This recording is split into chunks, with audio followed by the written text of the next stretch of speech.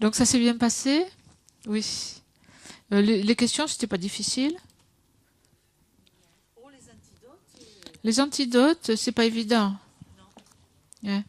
Donc je vais vous donner, je vais vous dire où c'est qu'il faut regarder. C'est sous vos yeux et vous l'avez pas vu. En fait, j'ai un tableau. Mais le tableau, il est issu euh, il est issu d'une pratique de la Mazopa Rinpoche qui s'appelle pratique de méditation quotidienne sur le maître Bouddha Shakyamuni qui est dans le livre doré à la page 167. Vous connaissez cette pratique? Hein? Non? Oui? Tu la connais? Oui. Donc c'est une pratique quotidienne, oui, c'est quelque chose qu'on peut faire tous les jours, particulièrement pour vous qui n'avez pas d'engagement. Geshe-la a fait allusion pendant l'enseignement, surtout quand après on a parlé de l'esprit d'éveil. Hein, et donc et particulièrement de prendre formellement l'esprit d'engagement et donc de prendre les vœux de Bodhisattva. Il y a certains vers de ce 3e chapitre qui sont utilisés dans les 6 sessions de Guru Yoga. Hein. Il y en a parmi vous qui font les 6 sessions? Voilà, les 6 sessions. Donc ça c'est... Alors voyons, où c'est que j'ai mon plan? Si on prend le plan de ce qu'on a vu aujourd'hui...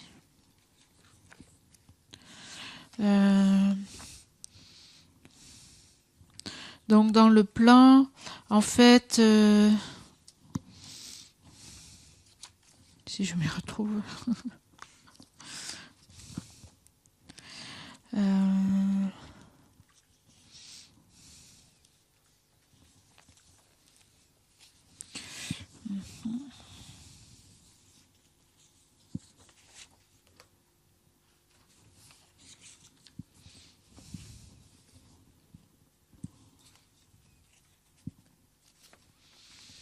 Donc le plan, saisir l'esprit d'éveil.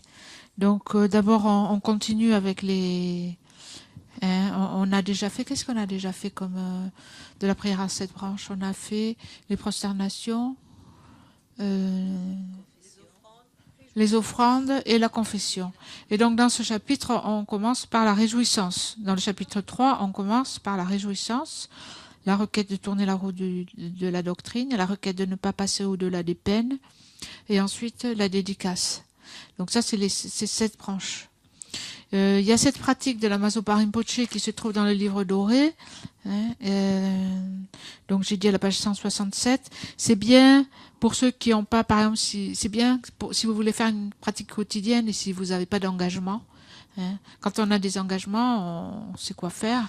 Mais même si vous avez des engagements, vous pouvez aussi faire cette pratique. Mais bon, c'est une pratique qui est bien de faire tous les jours.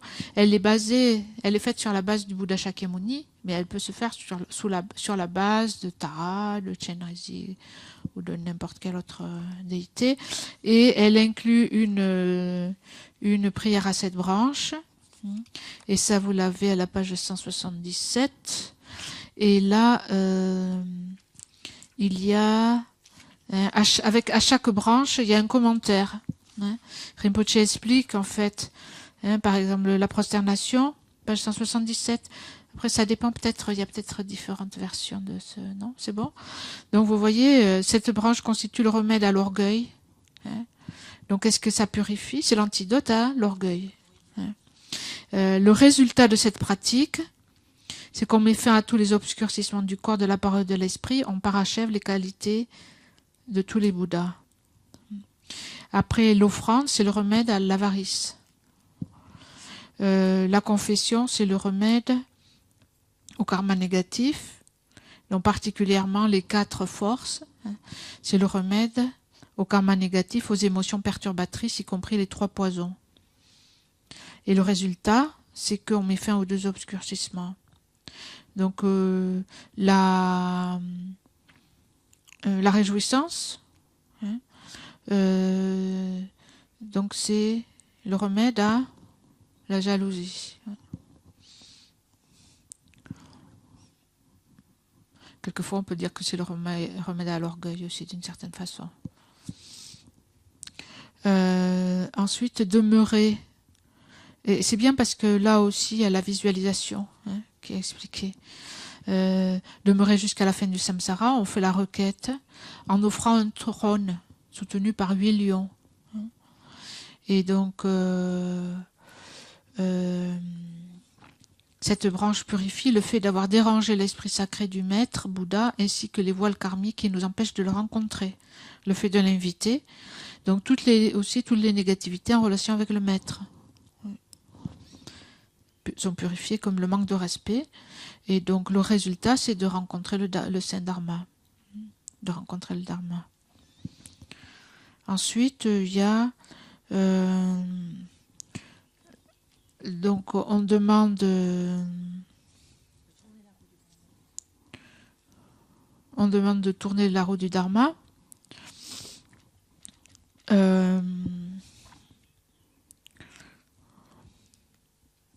Oui, en fait, c'est de demander de tourner la roue du Dharma. On offre une roue.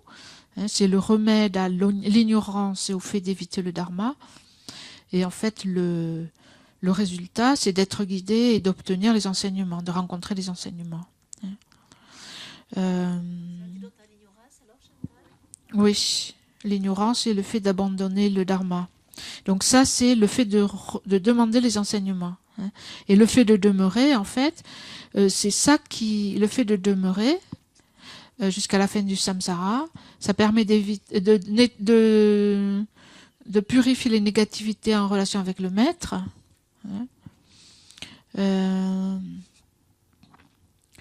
Ici, on dit cette branche purifie le fait d'avoir dérangé l'esprit sacré du maître Bouddha ou du maître, ainsi que les voiles karmiques qui nous empêchent de le rencontrer, de rencontrer le maître. Et donc, et ça permet de rencontrer le Dharma et d'obtenir le corps du Bouddha, on dit ici. Donc vous trouvez ça. Et la dédicace, le remède aux vues erronées. L'hérésie et les vues erronées. Le bienfait, le résultat, cette branche plante dans l'esprit la graine permettant d'obtenir toutes les qualités du Bouddha, et c'est le remède spécifique aux vues erronées.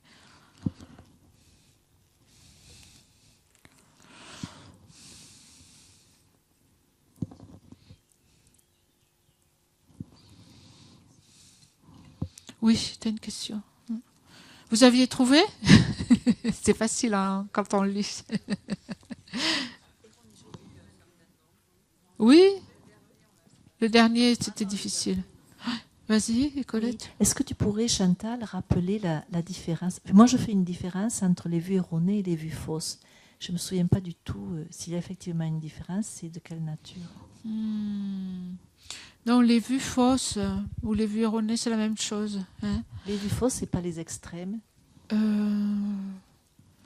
Dans les vues fausses, quelquefois on appelle ça les vues fausses ou les vues erronées, et il y a différentes divisions. Mais ici, les vues fausses ou les vues erronées, qu'est-ce que c'est? Les vues erronées, les vues fausses, ici, je pense que ça veut dire... je pense que ça veut dire, parmi les 10 actions non vertueuses, les vues fausses de nier ce qui existe. Par exemple, de nier les vies passées futures, de nier l'existence du karma, des 3 joyaux. Je pense que c'est ça que ça fait référence. Après, les vues, ça dépend, oui, les vues erronées. Après, il y a les vues dans ce qui fait partie des perturbations. Il y a ce qui est les vues et ce qui n'est pas les vues. Mais là, je ne m'en souviens pas ce que c'est. Et là, il y a les vues des extrêmes. Il y a les vues qui considèrent les extrêmes. Il y a les vues qui considèrent, par exemple, les austérités comme étant une voie. Le fait de... donc là, je ne me rappelle plus. hein. Mais c'est dans les perturbations. Ici, je pense que ça fait plutôt référence à ça, hein, à nier ce qui existe. Le karma, les trois joyaux, le karma, ouais. Les vies passées, futures.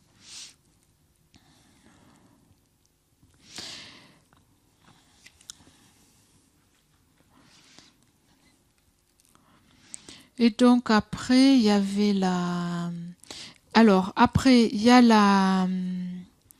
Donc,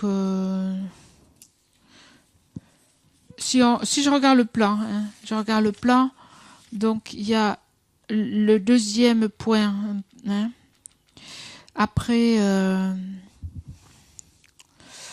voyons, on en est où là?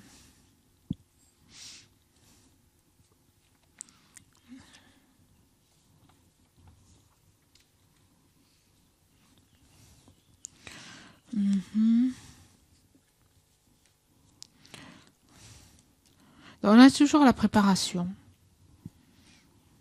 C'est ça? 1, 1, 1, 2, 1, 1, 2. Je suis perdue.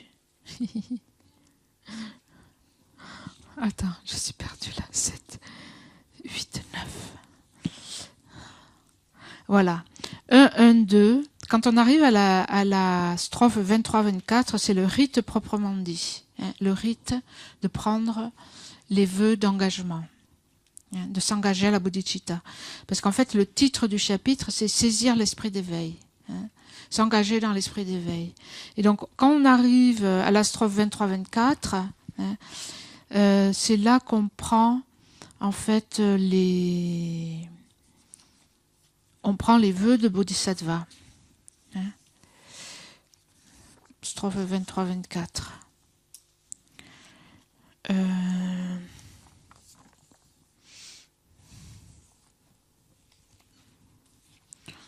suis perdue.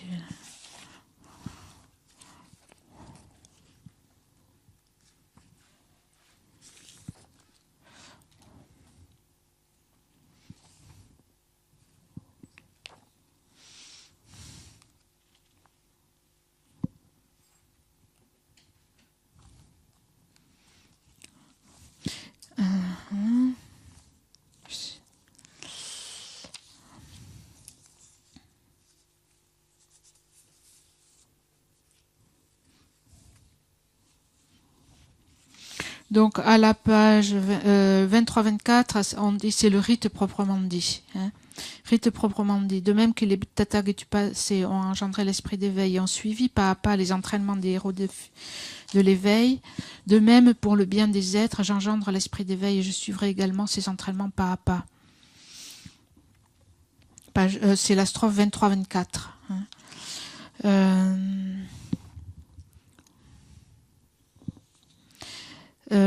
Aujourd'hui, ma vie n'est plus stérile, mon existence humaine prend tout son sens. J'ai pris naissance dans la famille des Bouddhas.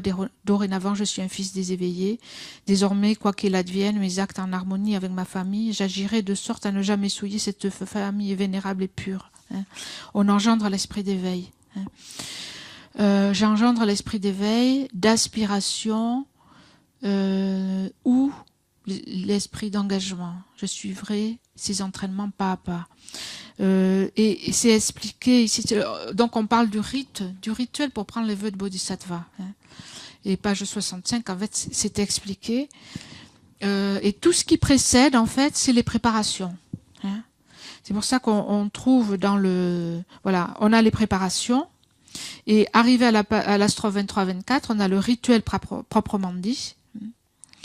Et donc, tout comme les Tathagatas du passé ont engendré l'esprit d'éveil et ont suivi les entraînements des héros de l'éveil, moi aussi, donc pas à pas, je suivrai ces entraînements dans l'ordre. Hein. Donc à la page 65, il dit « Moi aussi, pour le bien de tous les êtres, j'engendre l'esprit d'éveil d'aspiration, soit en prenant à témoin un précepteur doté de vœux d'engagement pur, présent directement, soit en l'absence de précepteur, en invitant les victorieux ainsi que leurs fils. Et ayant saisi l'esprit d'engagement, je suivrai également ces entraînements pas à pas. Répéter ces lignes 3 fois, formuler les répétitions, soit à la suite du précepteur, ou sinon vous imaginez que vous les répétez après les victorieux et leurs fils. Donc ici en fait, et ce sont ces vers, hein, ce sont ces vers 23, 24, ainsi que le vers ensuite 26, 27, ça fait partie des 6 sessions du yoga du maître. En fait, les 6 sessions, c'est une pratique que l'on fait quand on a pris les vœux tantriques. Quand on prend des initiations, on prend nécessairement les vœux de Bodhisattva. Hier, on a parlé des vœux de libération individuelle. En fait, il y a 3 niveaux de vœux. Il y a les vœux de libération individuelle, qui sont les vœux des moines et nonnes, et aussi il y a 8 types de vœux de libération individuelle en fait. Donc il y a les vœux des moines et des nonnes, et il y a les vœux aussi des laïcs, dont on a parlé hier, des guéniennes. On a parlé des 5 vœux. Ça c'est les vœux de laïcs, et ça correspond au niveau de libération individuelle. Ensuite il y a les vœux de Bodhisattva, et puis il y a les vœux tantriques. Quand on prend une initiation tantrique, quel que soit le niveau de cette initiation, on doit prendre les vœux de Bodhisattva. Bon, les vœux de Bodhisattva, on peut les prendre aussi en dehors d'une initiation.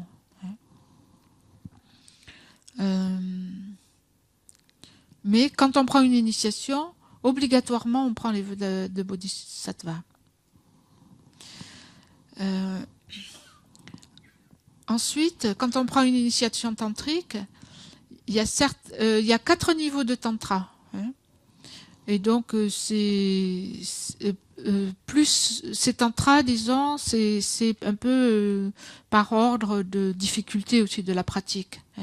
Et donc, si on prend des initiations donc de Kriya Tantra ou Charya Tantra, c'est-à-dire Tantra de l'action ou Tantra de la conduite, qui sont les 2 premiers niveaux, on ne prend pas les vœux tantriques, on prend que les vœux de Bodhisattva. Mais si on prend des initiations de 2 autres niveaux, donc particulièrement du 4e niveau, comme le niveau de, ça s'appelle Manutara Yoga Tantra, du yoga incomparable, c'est le plus haut des niveaux, nécessairement on prend les vœux tantriques.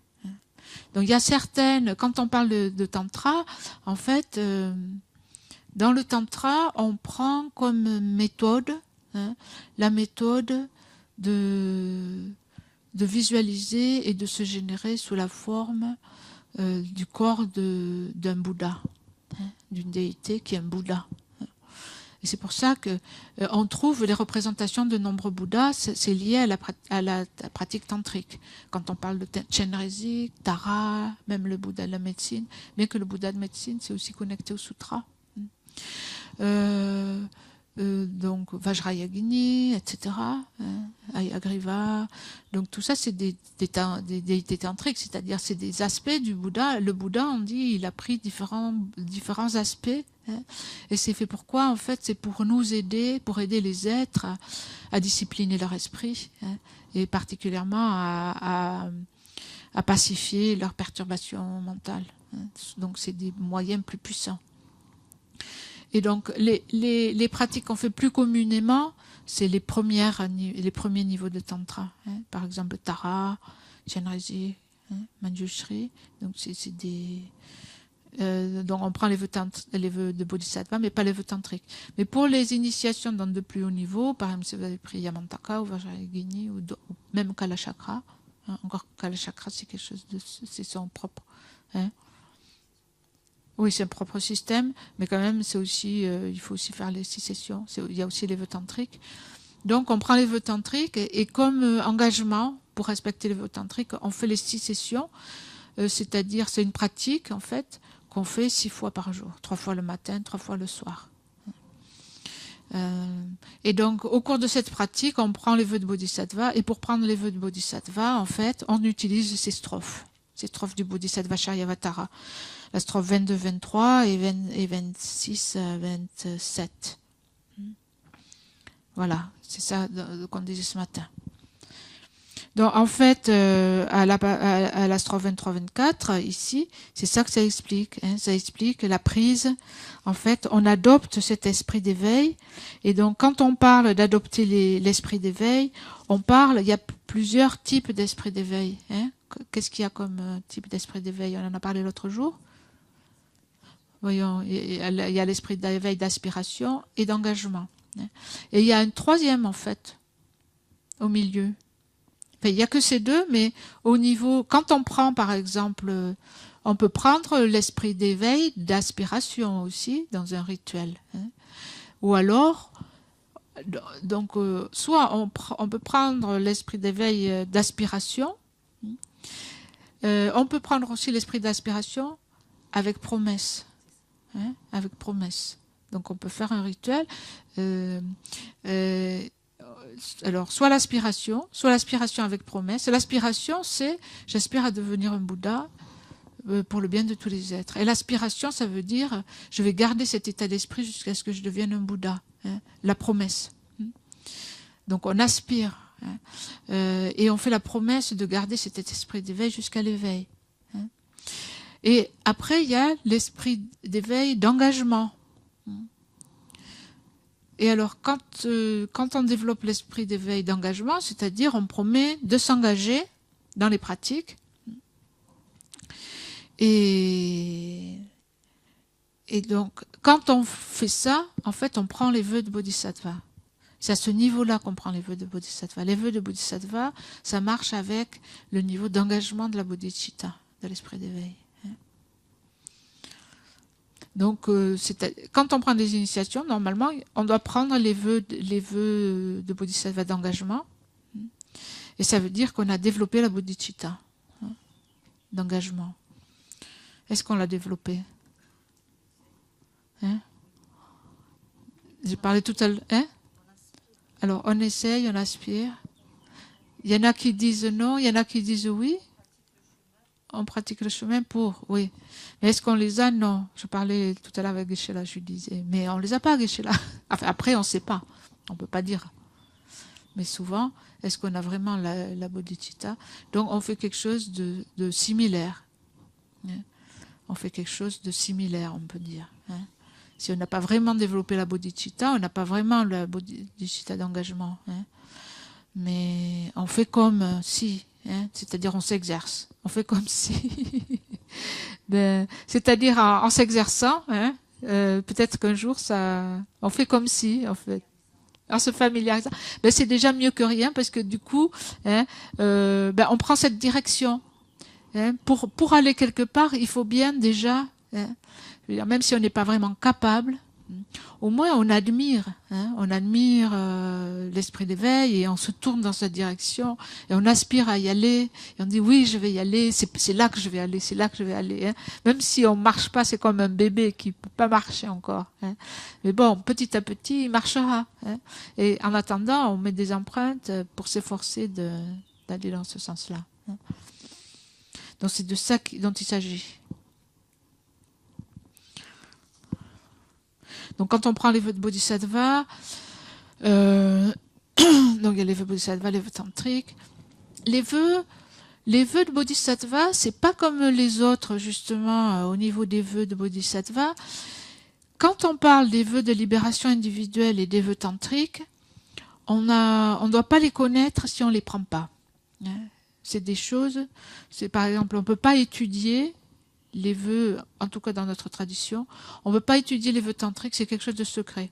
On ne peut pas étudier les vœux tantriques ou même les vœux de libération individuelle, par exemple des moines ou des nonnes, si on ne prend pas ces vœux-là. On va les étudier, on va s'y pencher, si on décide de s'y engager. Mais les vœux de Bodhisattva, c'est pas comme ça. Les vœux de Bodhisattva, on peut les étudier, même si on ne les prend pas, ou avant de les prendre, on peut savoir, on peut s'y pencher, on peut savoir qu'est-ce que c'est, etc. Donc les vœux de Bodhisattva, par exemple, vous les avez, je pense qu'ils sont énumérés, si je ne me trompe pas, dans le Lamrim de Nalanda, là, le grand Lamrim de Geshe Thupten Loden. À ne pas confondre avec Geshe Tenzin Loden. D'accord ?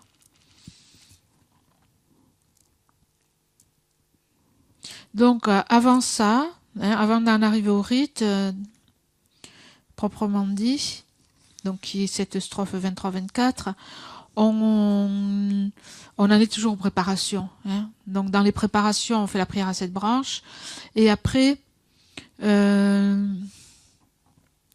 Donc, cultiver l'état d'esprit qui donne son corps, ses possessions et ses vertus fondamentales, la branche de la pratique de la perfection de la générosité. Donc ici, on commence à parler, en fait, la perfection de la générosité dans le Bodhisattva Charyavatara, on a dit, elle apparaît au dernier chapitre, le chapitre 10 sur la dédicace. Vous l'avez lu hier? Oui, vous l'avez lu avec Michel? Donc, la pratique de la générosité apparaît là, à la fin, et elle apparaît ici aussi. Cultiver l'état d'esprit qui donne son corps, ses possessions et ses vertus fondamentales. Et aussi, comment on dit, by the way, à l'occasion, justement, il y a aussi une pratique qui a été mise au point par la Mazopa Rinpoche. Vous l'avez vu, non? En fait, je ne sais pas si c'est traduit en français, mais récemment, Rinpoche a mis au point une pratique à faire le matin, une pratique de motivation. Et donc, il y a une courte pratique de l'Amrim, et il y a des vers du Bodhisattva Charyavatara qui servent en fait de motivation pour la journée. Et bon, j'ai pas repéré là avant de venir là, dans la session, mais la plupart de ces vers que Rinpoche utilise comme motivation pour la journée, ce sont ces vers ici. Tu l'as? Ce sont ces vers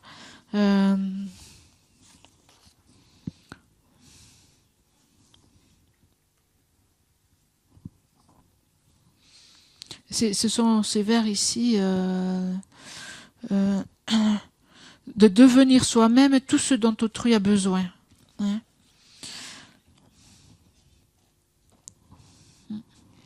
D'accord.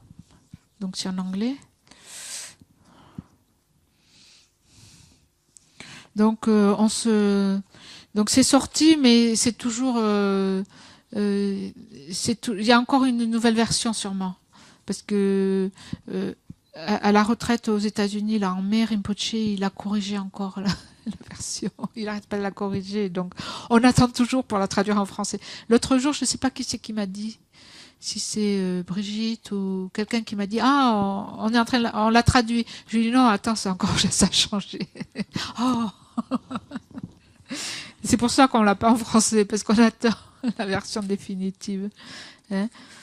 Donc ici, oui. En fait, ce sont ces vers qu'il utilise.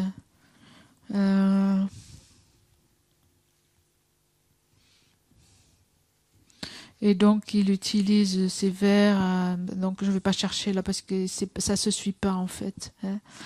Mais donc, ce sont ces vers qui disent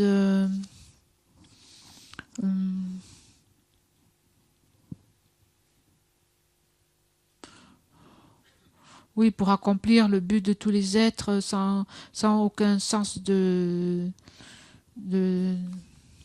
perte, je donne mon corps, etc. Oui, afin d'accomplir le bien des êtres, je donne sans sentiment de perte mes corps, de même que mes jouissances et toutes mes vertus des trois temps. Tout donner, c'est transcender les peines. Mon esprit aussi parvient à l'au-delà des peines. Et donc, puisque j'ai déjà donné ce corps au bon plaisir des êtres, que toujours ils le tuent, l'insultent et le frappent, et qu'ils lui fassent tout ce qui bon leur semble, qu'ils jouent avec mon corps, s'en amusent ou le raillent, puisque je leur ai donné, puis pourquoi donc m'en préoccuper? Qu'ils lui fassent faire tout ce qui ne leur nuit pas, et que chaque fois qu'ils me voient, la rencontre ne soit pas vaine. Qu'une pensée de colère ou d'admiration, non, en fait, une pensée de colère ou d'inimité surgisse en ceux qui me voient, que cela exauce toujours tous leurs desseins.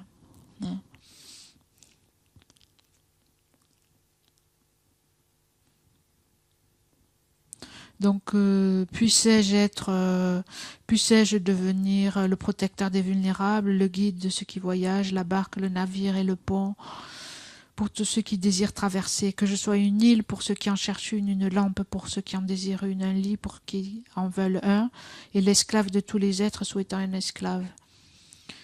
Que je sois un joyau qui exauce les désirs, un vase excellent, un mantra d'accomplissement, un remède puissant, un arbre à souhait, une vache d'abondance pour les êtres.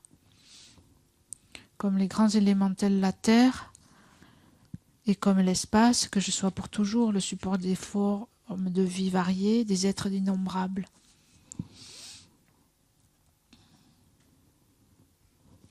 Et jusqu'à ce qu'il passe au-delà des peines, que je sois de multiples façons une source de vie pour tous les êtres de toutes les destinées qui atteignent aux confins de l'espace. Donc ça c'est utilisé comme motivation pour la journée en fait. Une dédicace ça peut servir aussi de motivation, hein, que tout ce que je fasse en fait devienne la cause pour cela. Donc vous avez discuté, hein, il y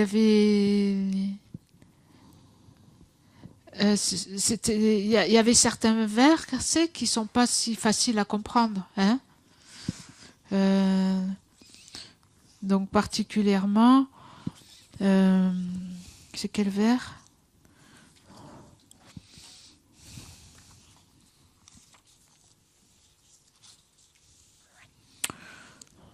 Hein, 13, 15. Hein. Puisque j'ai déjà donné mon corps. Hein. Donc on fait le don aux êtres. En fait, dans la pratique des bodhisattvas, c'est ça qu'on est censé faire. Hein. De donner notre corps, nos vertus, nos biens, et donc de penser que ça leur appartient. Hein. Et donc on s'en sert pour eux. Hein. On s'en sert pour le bien des êtres, en fait. Et on pense que ça leur appartient. Et donc ça nous aide à faire le bien des êtres. Parce qu'on se sert de tout, mais pas pour nous. Enfin, nous, on s'en sert pour nous, si on n'y pense pas. Hein. Mais dans la pratique du bodhisattva, en fait, on est censé s'en servir avec, justement, le désir de faire le bien des êtres, et donc tout nous sert pour faire le bien des êtres. On s'en sert un peu par procuration, on dit ça, hein. C'est intéressant.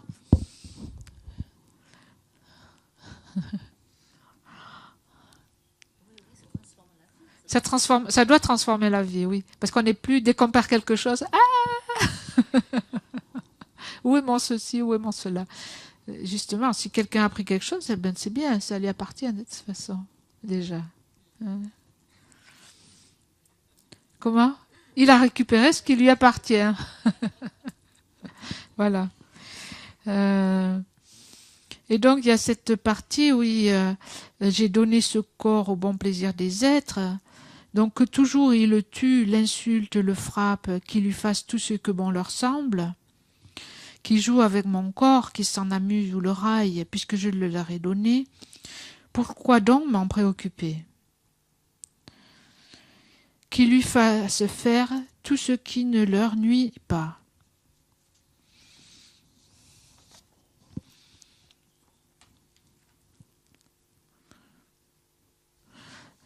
Et que chaque fois qu'il me voit, la rencontre ne soit pas vaine. Oui, là, il y avait ça hein, quelquefois, ça peut paraître un peu contradictoire, hein, parce que ils peuvent faire à mon corps tout ce qui ne leur nuit pas, tant que ça leur nuit pas, donc je peux l'accepter, puisque je leur ai donné, ils peuvent en faire ce qu'ils veulent. Hein. Mais bon, quand on pense justement, ils jouent avec mon corps, ils s'en amusent, ils le raillent, ils le tuent, etc., on peut se dire, mais justement, ça leur nuit de faire tout ça. Hein. Donc ça pourrait passer comme une contradiction. Hein. Et Geshe-la a expliqué. Oui. Vous avez été convaincu par l'explication? Oui. D'accord. Donc quelqu'un peut m'expliquer en prenant le micro? Je dis pas que c'était pas convaincant, hein, mais c'est juste pour juste pour se souvenir. C'était quoi l'explication, hein? Après, je sais pas si j'ai bien compris, mais ça fait rien. Vas-y. Je pense que, il faut déjà développer un peu de clairvoyance aussi et des moyens habiles pour partir en fait pour éviter les situations où justement les autres accumulent des méfaits. On commence par partir. Oui. Donc il faut s'en apercevoir quand ils vont commettre en fait des actions non vertueuses, et à ce moment-là on se retire. Donc tant qu'on peut servir aux êtres, on peut donner notre corps. Mais si on s'aperçoit que ça va leur nuire, en fait, à ce moment-là, On s'en va. en courant. Voilà. Est-ce que c'est ça? Oui, Emmanuel? Il me semble aussi qu'il y a cette notion de, avant de fuir, de voir si la personne veut nous entendre, expliquer que ses actions sont...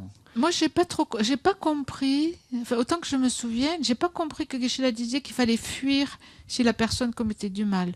Je pense qu'il disait, en fait, de fuir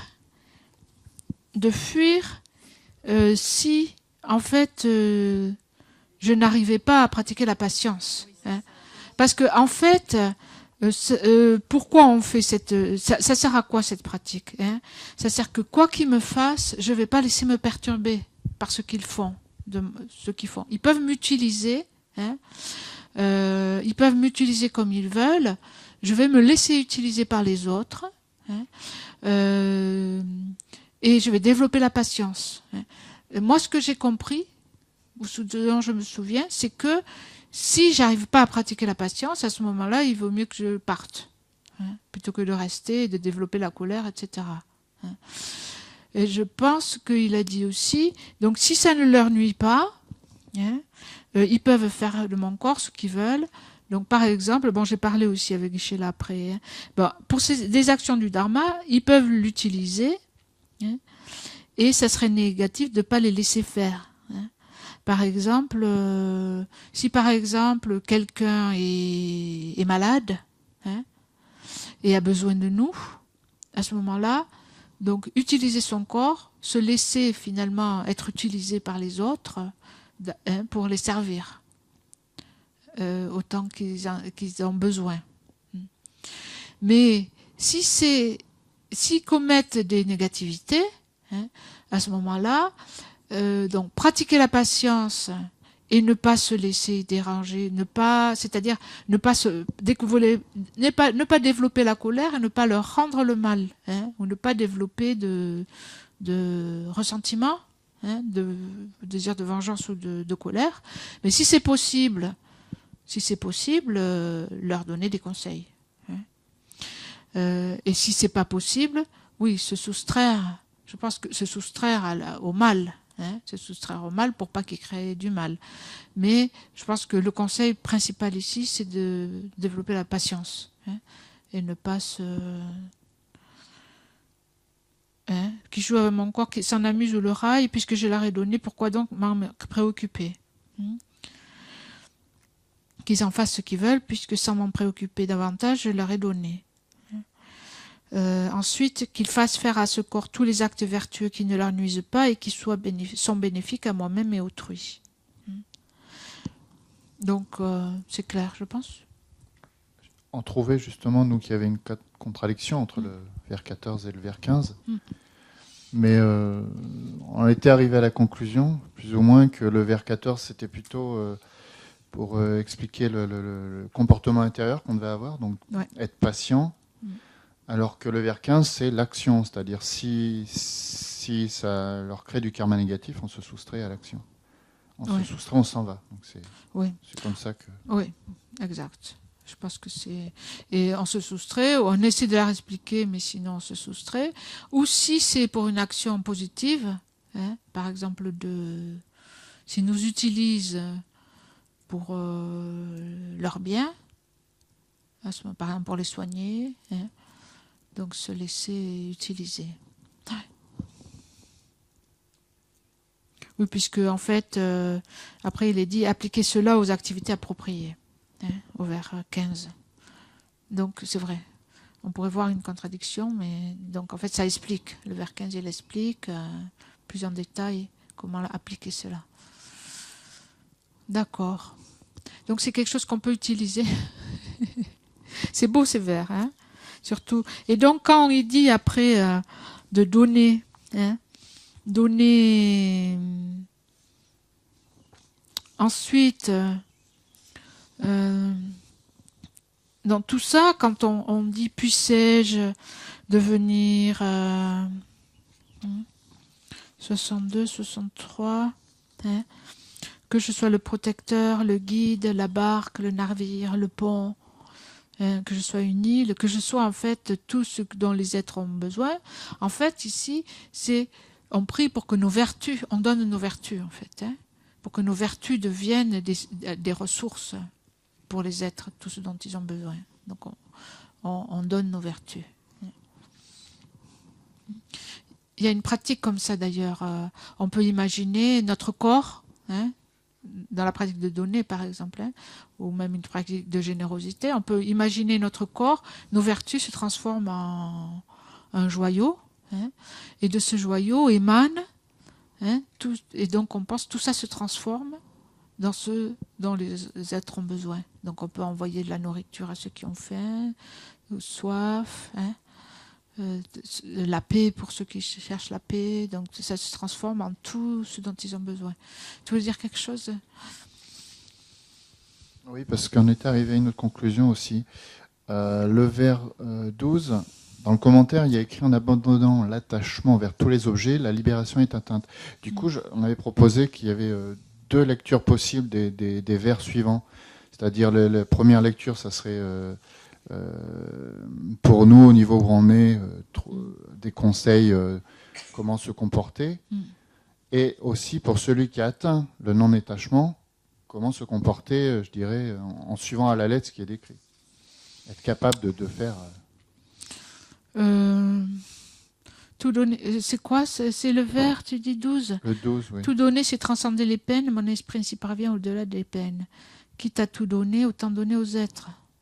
C'est ça que tu dis? Oui, c'est-à-dire qu'à partir de ce moment-là, si on a réussi à actualiser ça, on a atteint le non-attachement. Et donc on peut après faire au pied de la lettre. La suite, c'est des directives une fois qu'on a atteint le non-attachement. Oui. Ou bon, aussi pour ce... Ça peut être aussi... je pense que ça peut aussi être... oui, on peut l'interpréter comme ça, mais je ne sais pas, c'est pas expliqué comme ça dans le texte.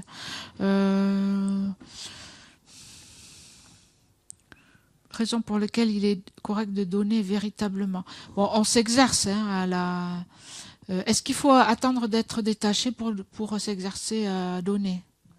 Non, c'est pas ce que je suis en train de dire, c'est qu'il y a deux lectures possibles. Pour quelqu'un qui a atteint le non-attachement et pour quelqu'un qui n'a pas atteint. Ouais.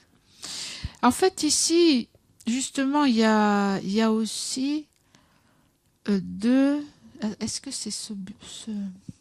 Tout donner, c'est transcender les peines. Mon esprit ainsi parvient à l'au-delà des peines. Quitte à tout donner, autant donner aux êtres.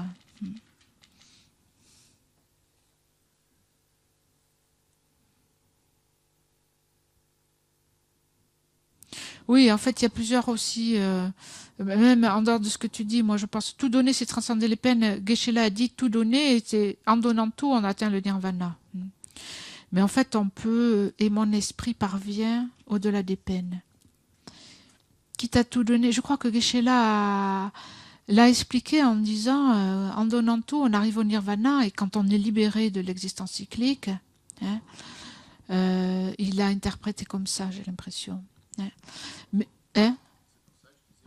Mais en fait, le plus souvent, et je vois dans le commentaire aussi, et moi je me rappelle de commentaires que j'ai déjà reçus, en principe, cette strophe, on l'interprète en disant, puisque je dois tout donner, puisque je perds tout, je dois tout donner au moment de la mort, autant donner aux êtres.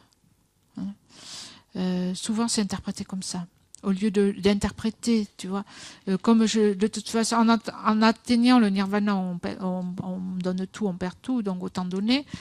En général, je pense que c'est bon, lui il a interprété comme ça. En général, c'est interprété, comme c'est écrit d'ailleurs là, quitte à tout donner, puisqu'on laisse tout au moment de la mort, puisque de toute façon on va se séparer de tout, autant, au moment de la mort, autant en profiter maintenant pour le donner, puisque de toute façon on va être séparé de tout. Autant s'en servir pour créer des mérites, et pour donner, parce que là on crée des mérites aussi.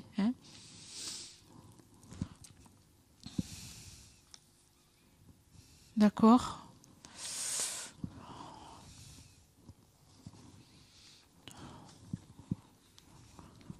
Peut-être on peut en rester là.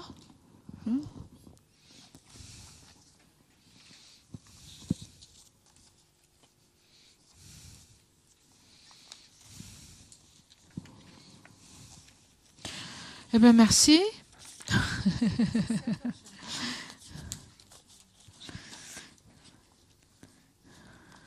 C'est toujours assez intense ces semaines. Hein. L'année dernière aussi, c'était assez fort. Comment? Oui, l'année dernière, en fait, c'est marrant parce que l'année dernière, on avait fait La roue au lama serré, qui est un texte du Lojong, et on avait fait ça en une semaine. Hein, et c'était fort. Hein. Et cette année, je m'étais dit, oh, ça va être plus léger cette année parce que c'est le début de Bodhisattva Charyavatara.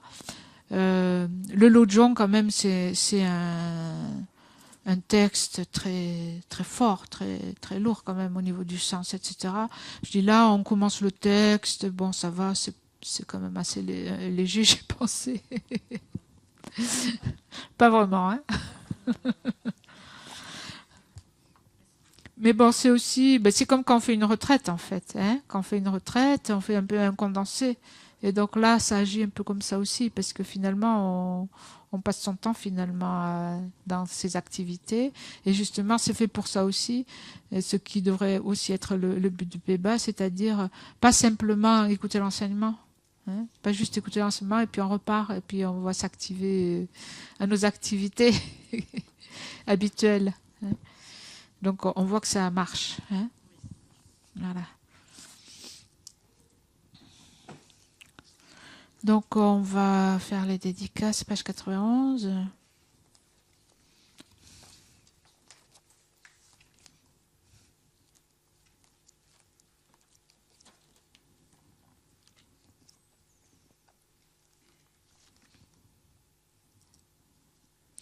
En fait, je vous propose peut-être de faire la dédicace, page 32.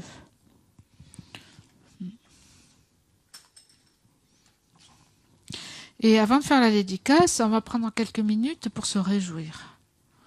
Hein, justement, pour prolonger la vertu, le mérite. On va se réjouir d'abord et tout dédier après.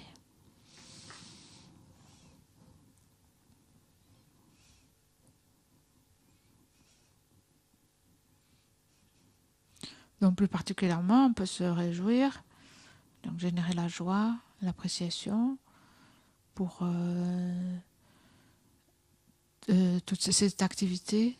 Donc on a pu mener pendant toutes ces activités qu'on a pu mener pendant cette semaine. Donc déjà on peut se réjouir d'avoir créé les causes pour pouvoir être ici.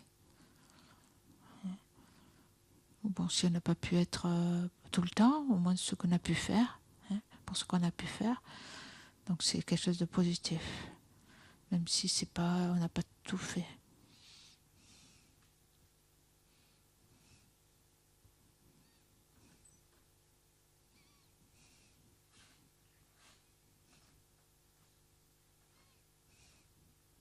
Là, on a créé les causes pour pouvoir être là, pour pouvoir avoir l'intérêt aussi, avoir l'intérêt à suivre cet enseignement. Les causes, on a eu le temps, les causes matérielles, tout en fait. Le fait que ce soit mis en place.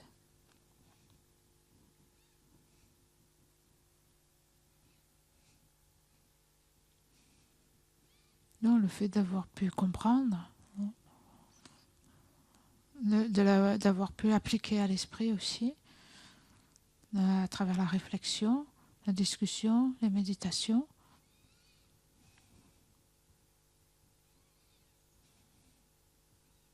Donc on a créé, et donc en plus de faire ça avec une bonne motivation, hein, avec une motivation d'être utile à tous les êtres, de devenir Bouddha, de développer l'esprit d'éveil.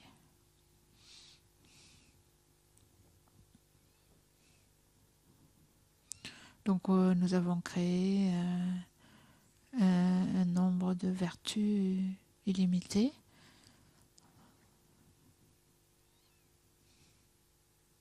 Donc il va sans aucun doute nous porter sur cette voie et qui sont la cause de notre éveil et aussi, donc aussi de développer la bodhicitta, de pouvoir véritablement trouver le bonheur et de pouvoir véritablement aider les êtres.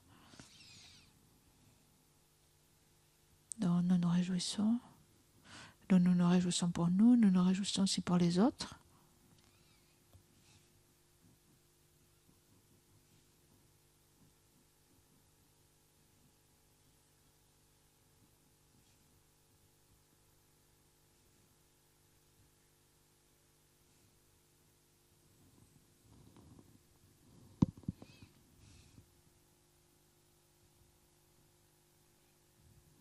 Et donc nous dédions ces mérites au bien de tous. Et donc nous dédions ces mérites pour que l'esprit d'éveil voit le jour chez tous les êtres. Et pour l'éveil de tous. Et pour la longue vie de nos maîtres.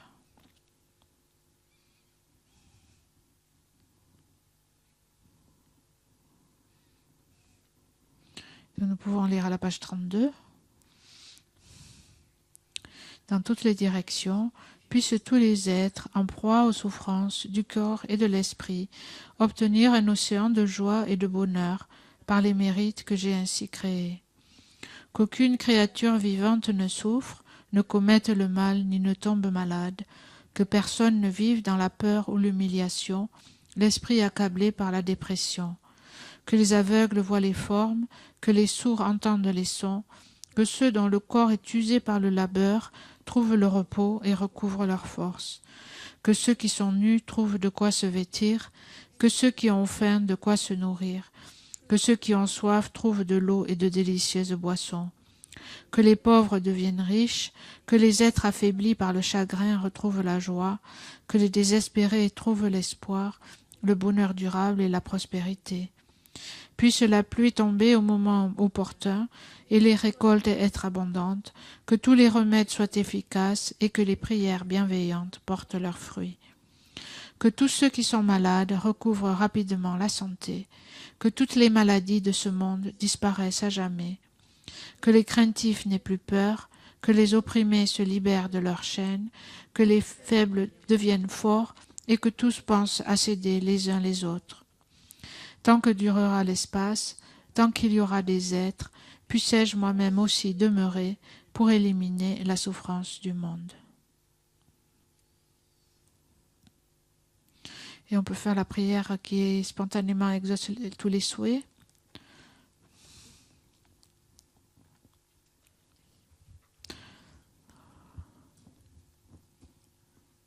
Au dos de la page de couverture.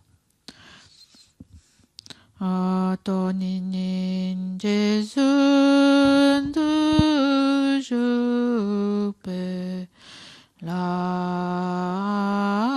Chiche Sedze Ganchen Tendegan Shanabe Motendinganzo La sewa depso shedan londo sho.